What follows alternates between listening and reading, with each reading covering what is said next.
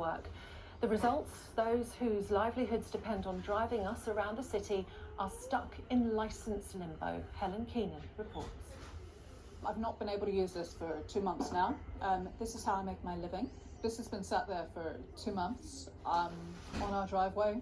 I'm paying rent, insurance, and I can't use it. Leslie needs to be on shift work. She's a carer for her mum who's terminally ill. Driving the taxi allowed her to have that flexibility. Normally I structure my day around, okay, I'll do this medication, I'll do that, have we got any appointments? The best part of 2 weeks, I just couldn't get out of bed. Because I just thought, well, if I'm in bed, I don't spend any money.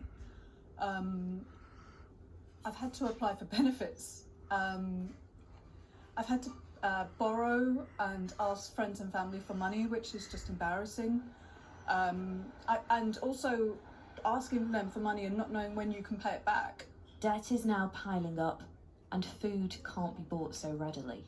You're so focused on when you're next going to have money in your pocket that food becomes a second thing. Especially for me, I just think about when my mum is going to have food, if that makes sense. Leslie says she hasn't heard back from TfL in over a month. She's among hundreds of private hire drivers facing debt and destitution due to a TfL licensing crisis, according to the IWGB union. Black cabs fall under different conditions. The union says it's a two-tier system that must change. Black taxi drivers, for example, when they go for renewal, if that renewal process hasn't been completed by the time their license expires, they're given temporary extensions. So it's a seamless process and they don't find themselves out of work. This is something that isn't afforded to private hire drivers. So we're calling for temporary measures to be put in place and then reform of the system so we don't have a two-tier system. TfL told us in a statement, "We have recently introduced a new licensing system which has delivered a number of benefits to licensees, including the ability to track their applications online.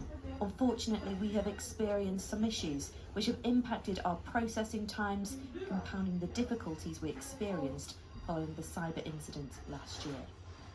They have apologised to drivers and increased the number of staff to process the licences, but the unions say they need to meet with TfL because their members can't afford to wait any longer.